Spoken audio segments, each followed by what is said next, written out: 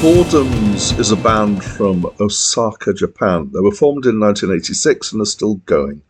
They have, as far as I can work out, two of their members, Yamantaka Ai and Yoshimi Pee-wee, are pretty much constant. Otherwise, it's quite fluid in terms of membership and in terms of name as well. And it's sometimes hard to work out what is the core band and what is some kind of spin-off. They have spin-off names for the band and side projects, and it gets confusing. Though as far as I can work out, they have created 7 studio albums so far. They are described as being experimental and noise rock and things like that.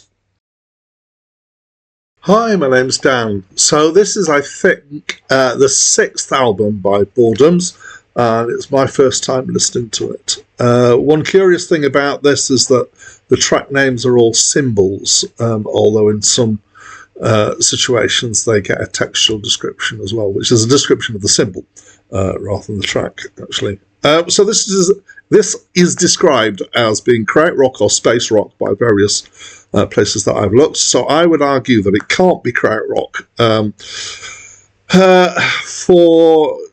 Let's try and simplify this, because krautrock was a movement at a particular time and place, and isn't necessarily a description of a style. Whereas space rock is one of the styles that came out of the krautrock movement.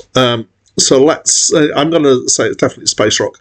Let's kind of explore that a little bit. So to my mind, and I think I'm fairly accurate in saying that space rock music is usually what you might call some kind of soundscape, in that it's often long and evolving. It's got slow changes over time, and often the rhythm or beats used are ones that kind of roll particularly well and keep it just rolling over and over and over again. Sometimes they have chord changes in it, sometimes they don't. Sometimes it's just all in one chord, or sometimes there's not enough tonal elements for it to be described as having chords. And that describes this well. So it definitely has this long feel to it. It's got slow evolving things going on, but the kind of other real quality of this is, for most of the tracks, is frantic and complex drumming. And I don't know how many drummers are involved here. I don't know if they're using loops. I'm fairly sure that I've seen some videos in the past of Boredoms where there's a guy just drumming like mad. And it's often quite complex. There might be other rhythmic things going on at the same time. Mixed in with this, there's some musical elements. There's again, possibly looping. There's certainly electronic and synths used. There's all sorts of other things that might be used here. Quite a variety of instruments, I think. There is no listing of what instruments have been used on the Wikipedia page. And as well, noises, so things that you might say are kind of sound effects or just noise effects and things, and then some vocal stuff. There's not a lot of vocals, but the vocal stuff is mostly shouting, and some of that is English and some of that is you can't really tell, and some of that is so processed that you can hardly tell that it's vocal, even let alone find out what the words are. The whole thing has had various After Effects applied to it. They particularly seem keen on a tone sweep, which is where you get an emphasis on one particular level of tone, say from the bass through the middle up to the treble, and like that, kind of applied to either to elements of it or to the whole thing.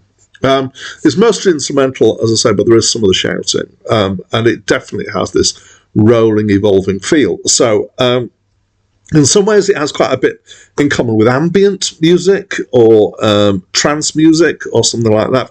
I think trance is probably a better description because it's not ambient, because it's just too high energy for that.